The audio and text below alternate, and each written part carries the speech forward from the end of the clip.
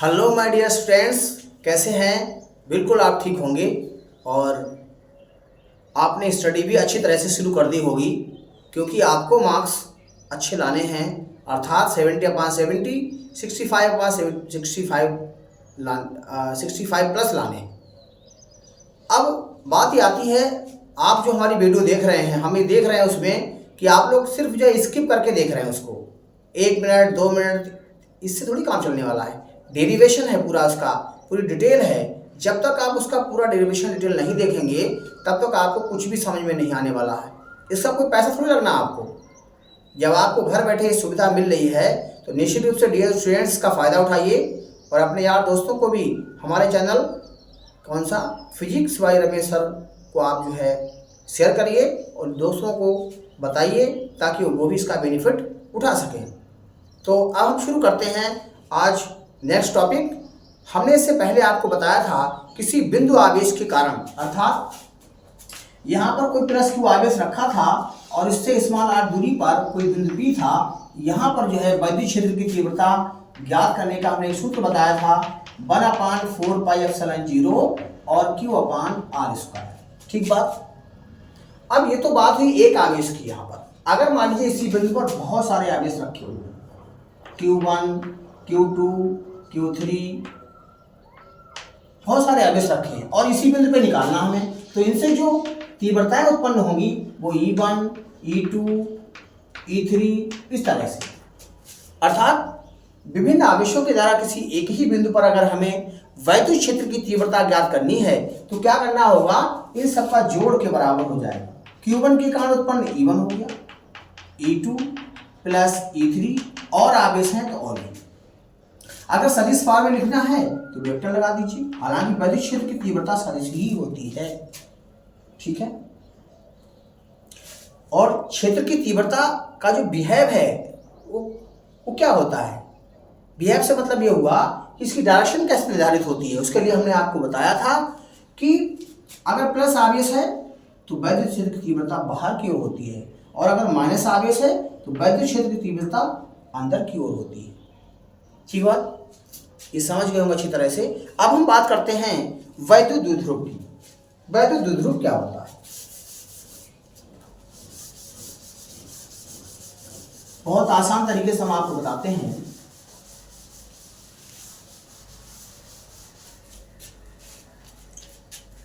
वैद्युत द्विध्रुव, वैद्युत द्विध्रुव, इसे कहते हैं इलेक्ट्रिक डाइपोल। इलेक्ट्रिक डाइपोल, ठीक है। वैद्युत द्विध्रुव जिसमें वैद्युत क्षेत्र उत्पन्न होता है वो द्विध्रुव हो। द्विध्रुव तो है ही आपके पास, एक प्लस का एक माइनस का, दो प्रकार के ध्रुव होते हैं। तो पहले तो हम इसके बारे में बताएंगे कि आपको जो है वैद्युत द्विध्रुव क्या होता है, ठीक है। जब दो समान किंतु विपरीत प्रकार के, अर्थात एक माइनस का एक प्लस का आवेश कुछ दूरी पर रखे जाएं तो ये जो संयोजन है या समायोजन है वो क्या कहलाएगा, वैद्युत द्विध्रुव कहलाता है। एक बार फिर समझ लें, जब दो समान किंतु विपरीत प्रकृति के दो आवेश एक दूसरे से कुछ दूरी पर रखे जाएं तो इस निकाय को क्या कहते हैं, वैद्युत द्विध्रुव कहते हैं। अर्थात यहाँ पर बिंदु A है, इस पर मान लीजिए क्या है, माइनस आवेश रखा है। इधर बिंदु B है, कितनी दूरी पर, 2l दूरी पर, और यहां पर प्लस आवेश रखा हुआ है, ठीक है। तो क्या होगा, ये आपका जो निकाय है वो क्या कहलाएगा, वैद्युत द्विध्रुव कहलाता है। अब ये क्या होता है, ये जो है द्विध्रुव की क्या है, अक्ष है। लेकिन द्विध्रुव को हम इस तरह से बनाते हैं,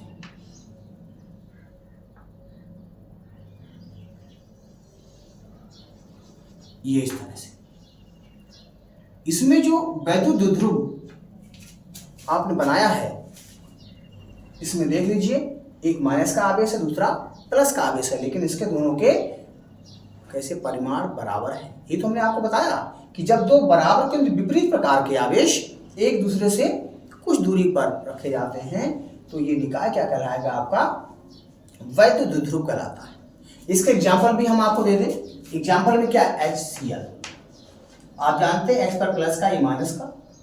ऐसे ही आपका जो है HBr, hydrogen bromide, plus minus. ऐसे आपका H2O है, ठीक है। H2O में क्या है? H, H और O, ठीक है। इसमें प्लस आवेश, इसकी वैलेंसी 2, एटमों से इलेक्ट्रॉन, एक इधर एक इधर, ठीक है। तो इस तरह से क्या है? एक द्विध्रुव बनाते हैं। आप ये समझ गए होंगे। NH3 भी होता है इसी तरह से, ठीक है। क्योंकि नाइट्रोजन की जो है एटमोस्फेयर में 3 इलेक्ट्रॉन की रिक्वायरमेंट होती है, अर्थात इसकी संयोजकता 3 होती है। हाइड्रोजन के प्लस प्लस प्लस 3 हो गए, इसका एक माइनस माइनस मिलाकर क्या करते हैं? ये वैध द्विध्रुव बना लेते हैं। इस तरह से ये वैध द्विध्रुव के उदाहरण होंगे। अब होता है वैद्युत द्विध्रुव आघूर्ण। वैद्युत द्विध्रुव आघूर्ण, ठीक है। Electric dipole moment, electric dipole moment, ठीक है। इलेक्ट्रिक डाइपोल मोमेंट क्या है? ये बात आप समझ लें, ठीक है। किसी वैद्युत द्विध्रुव के एक आवेश, इसकी परिभाषा क्या होती है? किसी वैद्युत द्विध्रुव के एक आवेश और इन दोनों आवेशों के बीच की दूरी का गुणनफल वैद्युत द्विध्रुव आघूर्ण कहलाता है, और इसे हम P से प्रदर्शित करते हैं। वैद्युत द्विध्रुव P बराबर होता है Q गुणा 2L। हमने क्या बताया आपको? वैद्युत द्विध्रुव पे कोई एक आवेश, कोई आवेश ले लो इसमें से, ठीक है, केवल परिमाण, और इनके बीच की दूरी 2L है। इनका गुणनफल क्या कहलाएगा? आपका वैद्युत द्विध्रुव आघूर्ण कहलाता है। और इसकी दिशा क्या होती है? अगर आप इसको वेक्टर फॉर्म लिखना चाहो, क्योंकि ये सदिश राशि होती है, Q अदिश है, परिमाण होता है 2L, L भी क्या है? रेखीय वेक्टर है आपका, ठीक है। अब आप देख रहे हैं यहाँ पर जो लंबाई की दिशा है, वही दिशा क्या है? आपकी वैद्युत द्विध्रुव आघूर्ण P की दिशा है। वैद्युत द्विध्रुव आघूर्ण की दिशा हमेशा माइनस से प्लस की ओर होती है। ये क्यों होती है? ये बात हम आपको बताते हैं। अक्सर किताबों में लिखा होता है कि ये माइनस से प्लस की ओर होती है। क्यों होती है? ये बात बड़ा मुश्किल बताना होता है, लेकिन हम आपको ये बताते हैं ये किस तरह से यहाँ पर जो है माइनस से प्लस की ओर होती है। अब ध्यान दीजिए इस चीज का।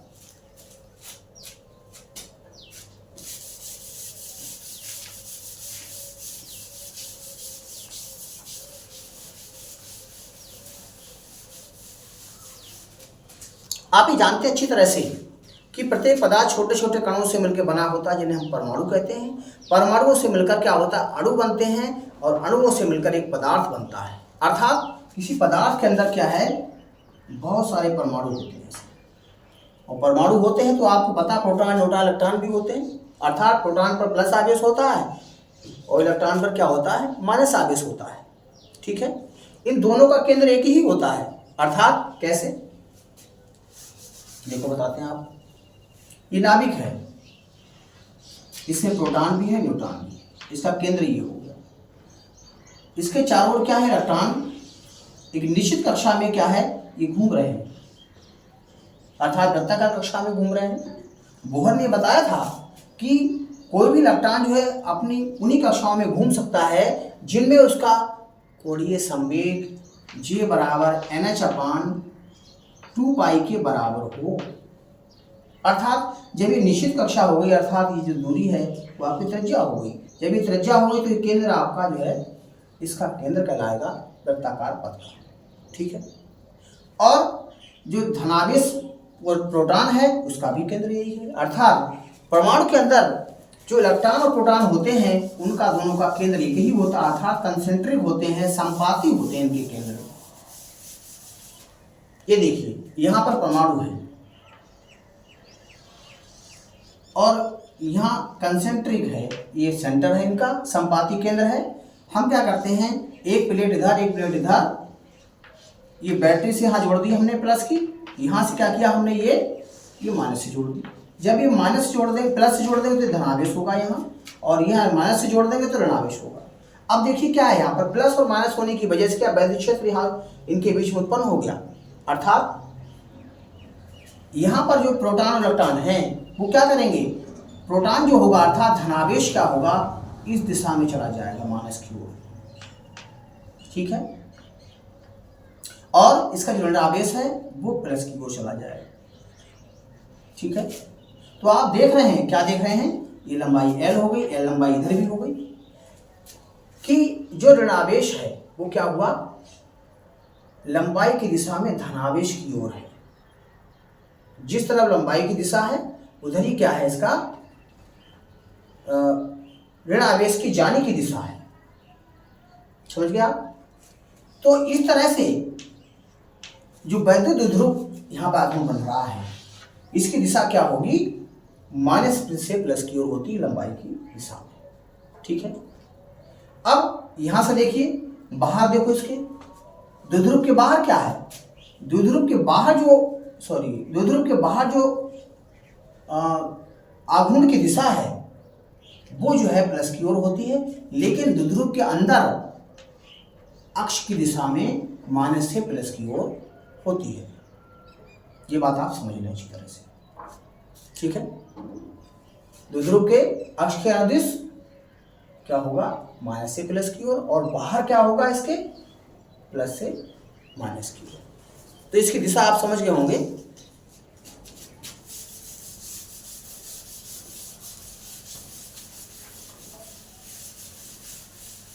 वैद्युत द्विध्रुव आघूर्ण ये आप समझ गए।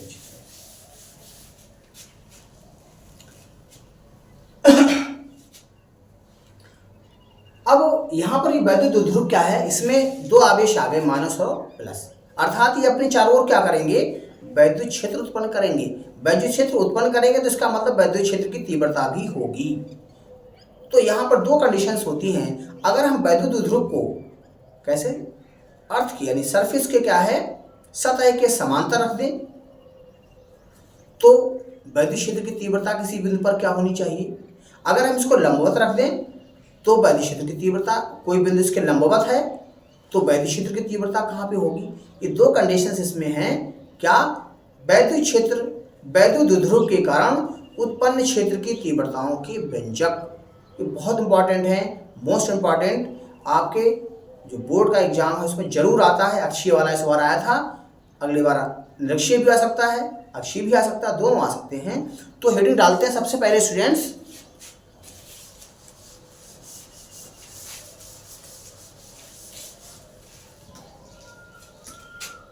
वैद्युत द्विध्रुव के कारण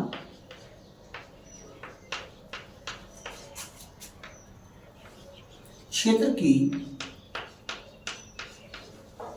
तीव्रता के व्यंजक कौन कौन सी स्थिति होती है। नंबर 1 आपका क्या होगा, अक्षीय स्थिति। अक्षीय स्थिति में आपको ज्ञात करना है। और दूसरा आपका होता है निरक्षीय स्थिति। निरक्षीय स्थिति, ठीक है। तो सबसे पहले हम आपको बताएंगे कि इसकी जो है अक्षीय स्थिति में वैद्युत क्षेत्र की तीव्रता वैद्युत द्विध्रुव के कारण क्या होती है। देखिए मैं आपको बताता हूं।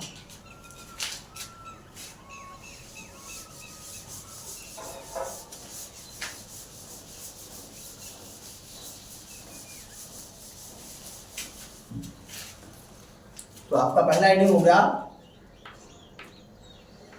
अक्षीय स्थिति या अनुदैर्ध्य स्थिति। अनुदैर्ध्य स्थिति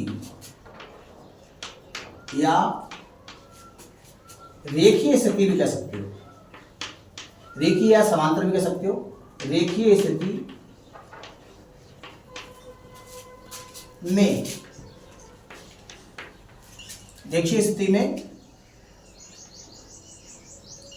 द्विध्रुव के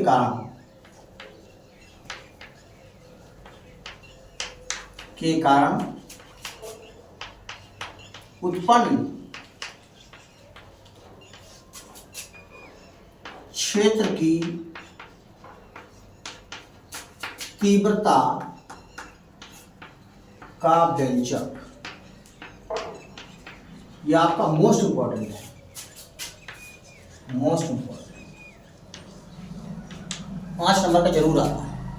ठीक है, तो यहां बात करते हैं। देखिए बहुत आसान तरीके से आपको बताते हैं। मान लीजिए क्या है, यहां पर एक वैद्युत द्विध्रुव है AB और इसका एक आवेश माइनस का, दूसरा आपका प्लस का आवेश है। इसकी अक्षीय स्थिति में, यह आपकी अक्षीय स्थिति है, अक्षीय स्थिति में एक बाहर बिंदु क्या है इसका P है, मध्य बिंदु से r दूरी पर। ठीक है, ये बिंदु आपका क्या हो गया, O बिंदु हो गया। ठीक है, तो मध्य बिंदु O से r दूरी पर बिंदु P है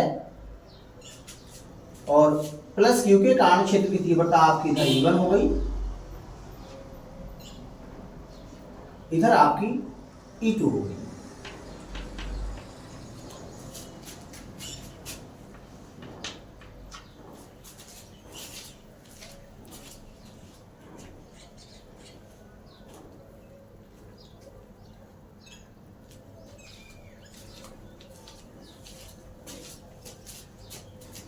ठीक है, और दूरियों की बात अगर करें तो जो आपकी दूरी है कौन सी, BP यहाँ से यहाँ तक और AB दूरी यहाँ से यहाँ तक, वो हम आपको यहाँ निकाल के दिखा देंगे। तो पहले आप इस समझ लें है क्या, इसको भाषा अपने आप से रखें, रटने की आवश्यकता नहीं होती इसमें। माना क्या है, एक वैद्युत द्विध्रुव कौन सा है, AB है, जिसके आवेश -Q और +Q है। ठीक है, इसके मध्य बिंदु O से r दूरी पर अक्षीय स्थिति में बिंदु P है, जिस पर हमें क्षेत्र की तीव्रता ज्ञात करनी है। एक बार फिर से देख लें। माना AB क्या है, एक वैद्युत द्विध्रुव है जिसके आवेश -Q और +Q और लंबाई इसकी 2L है। इसके मध्य बिंदु O से r दूरी पर अक्षीय स्थिति में एक बिंदु P है, जिस पर हमें क्षेत्र की तीव्रता ज्ञात करनी है। ठीक, +Q के कारण बिंदु P पर क्षेत्र की तीव्रता प्लस की बाहर होती है, इसलिए देखो ये E1 हो गई। -Q के कारण वैद्युत क्षेत्र की तीव्रता बिंदु P पर E2 माइनस की ओर होती है, इसलिए दिशा इधर को बताई गई है। ठीक हो गया। अब देखें -Q +Q की इससे दूरी क्या होगी, +Q की Q से P तक दूरी, P तक की दूरी क्या होगी, ये आपकी कहलाती है AP। ये बराबर हो जाएगी कितना, देखो R तो है ही यहाँ तक, इसमें L और जुड़ जाएगी, तो क्या हो जाएगा R + L। -Q से P तक की दूरी ये आपकी BP कहलाएगी। BP कितनी हो जाएगी, देखो ध्यान से, ये यहाँ से यहाँ तक R है, इतनी है L, तो R में से L घटा दीजिए, तो क्या हो जाएगा R - L होगी। ठीक, अब क्या होगा, आपको पता है हमने पिछले आपके डेरिवेशंस में सूत्र में ये बताया था कि बिंदु आवेश के कारण वैद्युत क्षेत्र की जो तीव्रता है उसका सूत्र होता है E = 1/4πε0 × Q/r² होता है। यानी कि इस आवेश के कारण निकालने हैं तो ये दूरी लेनी होगी BP, इस आवेश के कारण निकालना है तो ये दूरी क्या लेनी होगी, AP लेनी होगी। तो पहले हम क्या करते हैं, ले लेते हैं ये आपका +Q। चलिए, +Q के कारण P पर क्षेत्र की तीव्रता E1 बराबर क्या हो जाएगी 1/4πε0 Q अपान में दूरी प्लस Q की P से दूरी आपकी है BP का स्क्वायर और BP का मान कितना है आपको पता है 1/4πε0 Q अपान r - l का होल स्क्वायर। अब इसकी डायरेक्शन क्या है आपको बता, देखो BP डायरेक्शन है तो ये बाहर को है नहीं है, अर्थात BP दिशा में होगा, BP दिशा में लिख देंगे, ठीक है। अब क्या होगा -q के कारण, देखो -q के कारण P पर क्षेत्र की तीव्रता, ये आपका हो जाएगा E2 बराबर क्या होगा आपका 1/4πε0 और Q अपान इसकी दूरी है AP, तो AP का स्क्वायर हो जाएगा और AP का मान आपको पता है r+l के बराबर है, तो 1/4πε0 Q अपान r+l का होल स्क्वायर। अब इसकी दिशा क्या होगी आप देख रहे हैं, ये P से इस डायरेक्शन में है E2 का मान, अर्थात PA डायरेक्शन में होगा, कौन डायरेक्शन में है PA दिशा। ये बात आप समझ गए। अब यहाँ परिणामी कैसे होगा, पता लगा दो व्यक्ति हैं, एक बल इधर लगा रहा है एक बल इधर लगा रहा, तो क्या होगा परिणामी कैसे निकलेगा, उनमें जो ज्यादा बल है उसमें से घटा देते हैं। ऐसे ही यहाँ पर वैद्युत क्षेत्र की तीव्रता जब परिणामी निकालनी है P पर, तो क्या होगा जो मान ज्यादा होगा उसमें से हम कम वाला घटा देंगे, तो परिणामी क्षेत्र की तीव्रता बिंदु P पर आपको पता लग जाएगी। तो यहाँ ज्यादा कौन सा है, देखिए ये इसके पास में है, तो वैद्युत क्षेत्र की तीव्रता प्लस Q के कारण जो है ज्यादा होगी, अर्थात E1 का मान अधिक होगा। P पर क्षेत्र की परिणामी तीव्रता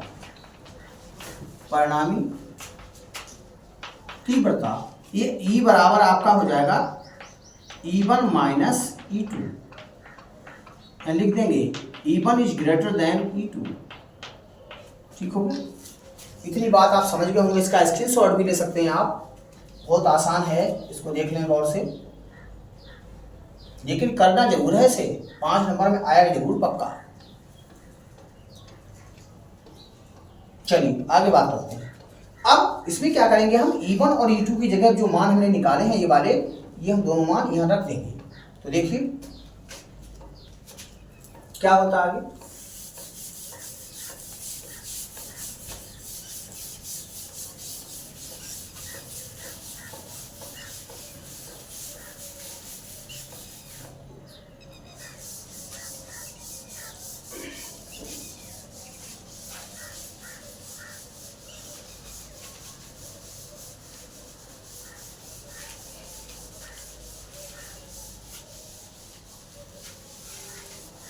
स्टूडेंट्स अभी से अगर आप तैयारी करेंगे अच्छी तरह से, तो आप निश्चित रूप से बहुत अच्छे मार्क्स लाएंगे, और तैयारी अभी नहीं स्टार्ट करेंगे तो आपके मार्क्स उतने अच्छे नहीं आ सकते।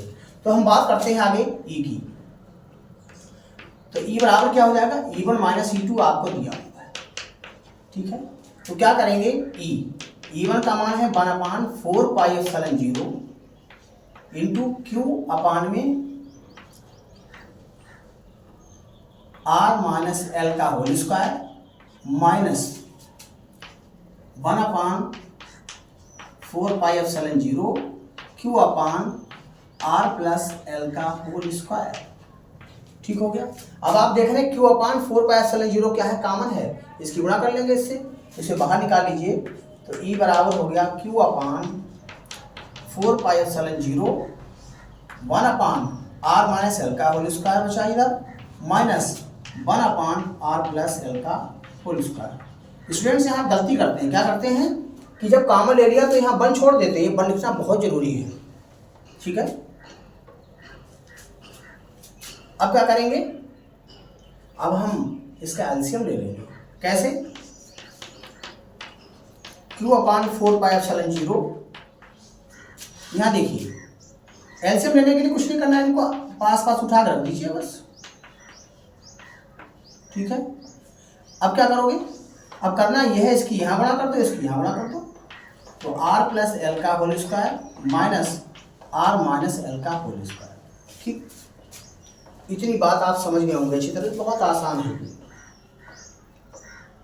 अब क्या करेंगे हम, देखो इन दोनों पर वर्ग लगा हुआ है, तो दोनों को हटा करके हम एक में वर्ग लगा दें। जैसे यहाँ ये होता, हमने सूत्र क्या पढ़ा है, a माइनस बी और a प्लस बी बराबर क्या होता है, a square minus B square.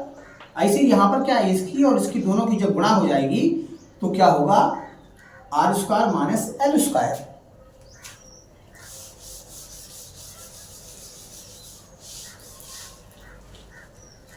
तो देखिए E बराबर क्या हो जाएगा, E बराबर Q अपान 4 पाई एप्सिलॉन 0, नीचे देखिए R minus L, sorry R square minus L square, और दोनों के ऊपर ब्रैकेट लगी है 2, तो 2 लगा दीजिए, सॉरी घात 2 लगी है तो 2 लगा दीजिए।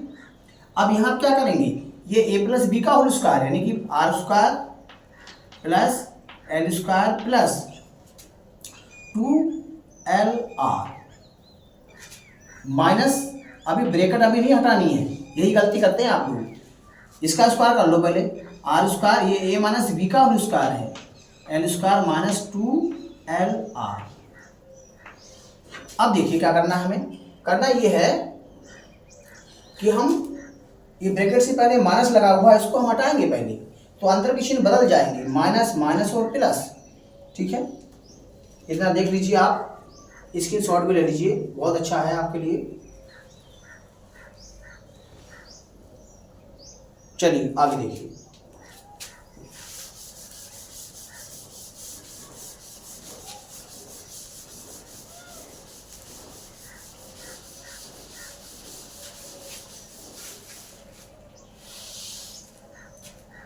देखिए जब तक चलता रहेगा ऐसे ही, E बराबर Q अपान 4 पाई एप्सिलॉन 0, ऊपर क्या हो गया आपका, नीचे तो रहेगा आपका क्या, R square minus L square का होल स्क्वायर, ऊपर देखिए R square plus L square plus 2LR minus R square minus L square और प्लस का आपका हो जाएगा 2LR। तो देखिए ये माइनस प्लस कट गए, ये जुड़ जाएंगे दोनों, क्या हो जाएगा यहाँ से, E बराबर Q अपान 4 पाई एप्सिलॉन 0, ऊपर आपका बचा 4LR और नीचे क्या बचेगा, R square minus L square का होल स्क्वायर। ठीक हो गया, इसको हम दूसरी फॉर्म में लिख लेते हैं, कैसे लिखते हैं देखो, इसको लिख लेंगे, Q हटा दीजिए यहाँ से, आप लिखिए 1/4 पाई एप्सिलॉन 0, Q इधर ले जाइए, 2 पहले लिख लो, गुणा Q गुणा 2L इंटू R, ऐसे रख लीजिए, और बटे में क्या हो जाएगा, R square minus L square का होल स्क्वायर।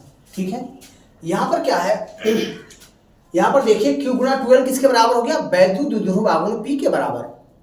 अब यहाँ क्या है, R square minus L square दिया हुआ है, जो वैद्युत द्विध्रुव आघूर्ण है, सॉरी वैद्युत द्विध्रुव है, उसकी आकृति बहुत छोटी होती है, और दूरी हम ले रहे हैं यहाँ पे, अर्थात दूरी के सापेक्ष जो L का मान है वो बहुत छोटा होता है, तो स्क्वायर करेंगे तो और छोटा हो जाएगा, अर्थात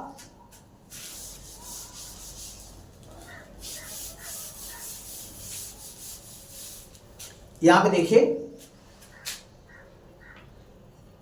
चूंकि R is very greater than L,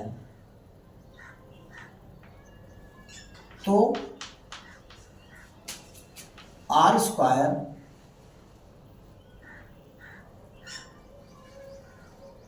तो हम क्या करेंगे, एल स्क्वायर को अतिसूक्ष्म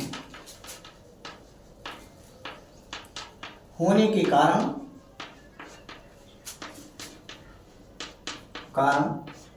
छोड़ सकते हैं, या यूं कह सकते हैं कि इसको शून्य मान सकते हैं। लगभग बहुत छोटा है, इसलिए छोड़ देंगे इसको, शून्य तो नहीं मान सकते क्योंकि लंबाई होती है उसकी। तो यहाँ जब क्या करेंगे, इसको हटा देंगे तो क्या बचेगा, आर स्क्वायर बचेगा, और इसको पर स्क्वायर भी है तो घात बनेगी 4, और साथ में छोड़ सकते हैं वैद्युत द्विध्रुव आघूर्ण। वैद्युत द्विध्रुव आघूर्ण P बराबर क्या हो जाएगा, Q गुणा 2L। ठीक है, इसकी जगह हम B रख देंगे और यहाँ पर R की घात 4 आ जाएगा। तो E बराबर आपको प्राप्त होगा Q/4πε0 और Q नहीं 1। तो यहाँ से 2 गुणा वहाँ P आ जाएगा, यहाँ पे R आ जाएगा और बटे में R की घात 4 आ जाएगा। अब देखिए यहाँ घात 3 है, यहाँ घात 1 घट जाएगी इसमें से, तो घात 3 बचेगी, अर्थात E बराबर 1/4πε0 और 2P/RQ। ये अच्छी स्थिति में वैद्युत द्विध्रुव के कारण किसी बिंदु पर उत्पन्न क्षेत्र की तीव्रता का व्यंजक आ गया। ये तो जब है जब वायु रखी हो, इन दोनों वायु में रखा हुआ हो द्विध्रुव, अगर किसी माध्यम में रखा हुआ है तो यहाँ के और लगा देंगे। ठीक है, देख लीजिए, स्क्रीनशॉट भी ले सकते हैं आप। तो डियर स्टूडेंट्स, बहुत अच्छी तरीके से हमने आपको बताया, पेपर में जरूर आएगा, ये बात आप मान लीजिए। इसको आज तैयार कर लीजिए अच्छी तरह से, और आपने मेरी बात सुनी होगी कि इस वीडियो को पूरा देखेंगे तभी आपको समझ में आएगा, अन्यथा आप जो चाहते वो हो नहीं पाएगा। ठीक है, तो थैंक यू वेरी मच, आज के लिए इतना ही काफ़ी। कल मिलेंगे हम आपको अनुप्रस्थ या निरक्षीय स्थिति में बद्ध क्षेत्र की तीव्रता का व्यंजक लेकर के, जो कि बहुत इंपॉर्टेंट है।